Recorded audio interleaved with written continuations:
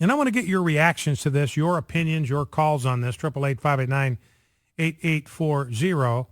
The first one, I want to get your reactions to women in combat. Now, that was the subject of the column that I wrote this morning, and I'm going to work through some of the content of my column with you because I think women in combat is a really, really bad idea, and I will explain why. Then I have a second column that I want to walk through with you. It's from a piece, an editorial. I've had this in the stack for 2 weeks by a Suzanne Vinker. This is a woman who wrote an opinion piece she posted on Fox News talking about the war on men and the fact that she's running into more and more single men who refuse ever to get married.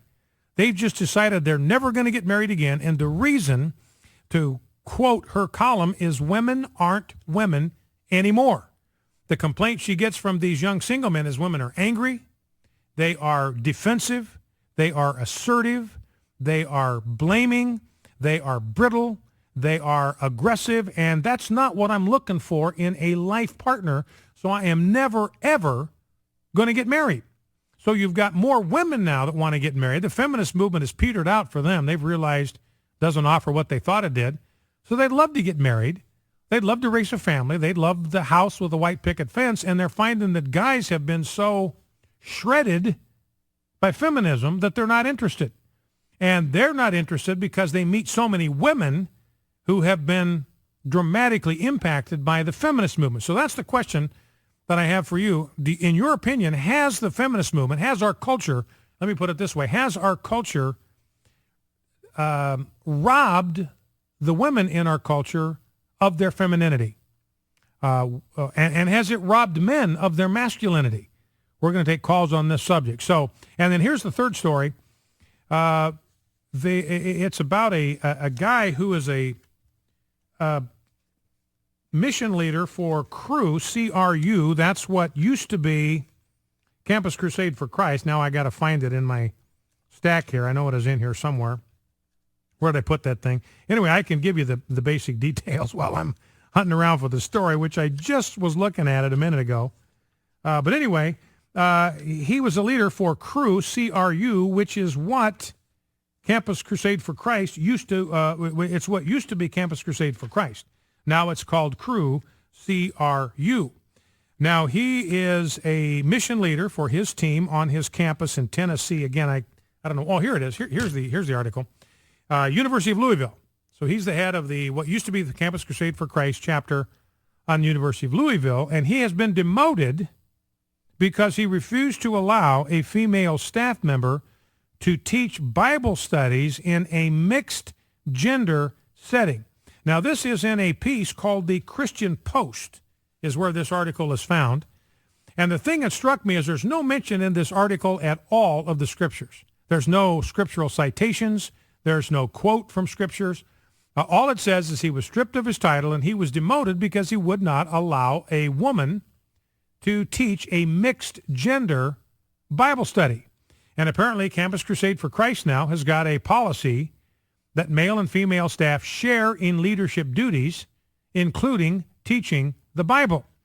Now, since assuming the position as a campus leader of Louisville in 2009, Harmon has allowed women to speak on ministry-related topics to mixed-gender audiences, but has stopped short of letting women on the staff teach the Bible to men. He believes Scripture doesn't permit women to teach men. But there's no citation in this news piece about what Scripture passages he's resting his position on. They just don't talk about it. So when one of the women on his staff asked Harmon if women could teach the Bible, Harmon replied that they could not. So Campus Crusade for Christ leaders, CRU leaders, regional officials were made aware. They urged him to accept the organization's policy of allowing women to teach men the scriptures, that unless he changed his position, he could no longer serve as team leader. He said, look, I can't. This is a matter of conscience for me. It's a matter of my conviction of what the Bible teaches. I'm not going to be able to do it. So he has been demoted. And he'd been there serving in that position for 11 years. So I'd like to know what you think about that. Demoted because he believes the Scripture does not permit women to teach men. And again, no citation of Scripture, no discussion about what passages of Scripture this leader, name is Daniel Harmon, might have based that position on. So I'd like to get your reaction to that. Then I've got this piece entitled The War on Men. Suzanne Vinker, a woman, wrote this on Fox News. I'll read some excerpts from it. The battle of the sexes is alive and well.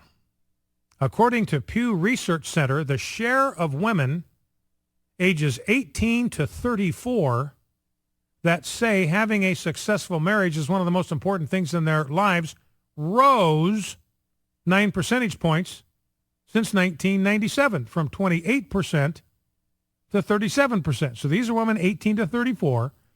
28% of them said that having a successful marriage is one of the most important things in life back in 1997. That number is now up to 37%.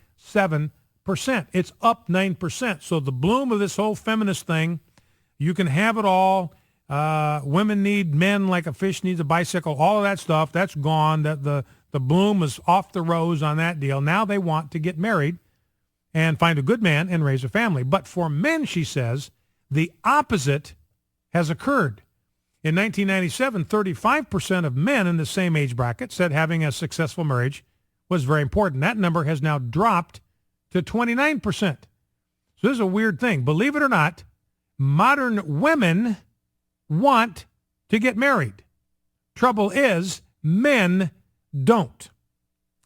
For the first time in history, she points out, women have become the majority in the U.S. workforce. They're also getting most of the college degrees. The problem, the new phenomenon, has changed the dance between men and women. Now, she's the author of 3 books on the American family and its intersection with pop culture. She says, look in this column, that she has spoken with hundreds, thousands of men and women. And she says, I accidentally stumbled upon a subculture of men who've told me in no uncertain terms, she says, that they're never getting married. When I ask them why, the answer is always the same. Women aren't women anymore. Now, she goes on to say, men haven't changed much. They had no revolution that demanded it, but women have changed dramatically. And she says this is a woman writing. I'm not putting words in her mouth. I'm just reading to you her words. In a nutshell, women are angry. They're also defensive, though often unknowingly. That's because they've been raised to think of men as the enemy. And by the way, churches contribute to this. Now, I don't want to be too hard on pastors, but, I've noticed this. And watch for this next year. When you get to Mother's Day, what happens? Pastor brings out a big bouquet of flowers, bouquet of roses, says wonderful, wonderful things about the role of women, about the role of mothers in life, how irreplaceable they are, what a treasure they are. They give bouquets to the woman that's been the mother the longest. They give bouquets to the newest mother in the batch. Now, what happens on Father's Day? What happens? The pastor brings out a baseball bat. He doesn't say glowing things about the contribution that fathers have made to the lives of their families, the sacrifices that they've made, the hours that they have worked to provide for their families, the way they've set aside some of their own ambitions and preferences in order to serve their wives and serve their family. No, they just beat him about the head and shoulders with a baseball bat. And pastors often feed into this complex where if there is a problem, it is always the man's fault. That's kind of the default position in the church as well as in culture. So men are being beaten down, browbeaten by their own pastors, told that they're the source of all the problems in the marriage and the family. And certainly it's not that they're not a part of the problem, because they are. But the problem is that they are tagged with 100% of the blame, and they know it's not true. They know that their wives share some culpability. They're willing to acknowledge their shortcomings and their flaws and their problems, but they realize, look, it takes 2 to tango. And that's a simplistic way of looking at life, but it's reinforced by their pastors. And this woman is saying that's the message that's reinforced in our culture, that women today are raised to think of men as the enemy. Armed with this new attitude, women pushed men off their pedestal. Women had their own pedestal, but feminists convinced them otherwise, and climbed up to take what they were taught to believe was rightfully theirs. Now, the men have nowhere to go. It is precisely this dynamic, women are good, men are bad, that has destroyed the relationship between the sexes. Yet somehow, men are still to blame when love goes awry. Men have been to blame since feminists first took to the streets in the 1970s. But, she says, what if the dearth of good men and ongoing battle of the sexes is, hold on to your seat, women's fault? After decades of browbeating the American male, men are tired. Tired of being told there's something fundamentally wrong with them. Tired of being told that if women aren't happy, it's men's fault.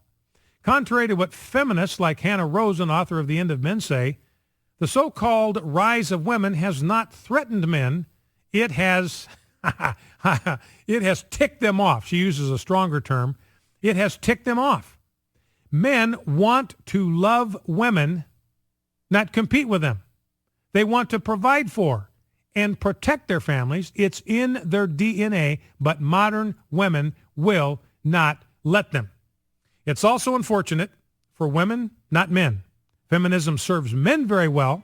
They can have sex at hello and even live with their girlfriends with no responsibilities whatsoever. It's the women who lose. Basically, they're saying, look, feminism has done more damage to women than it has to men, and she's exactly right.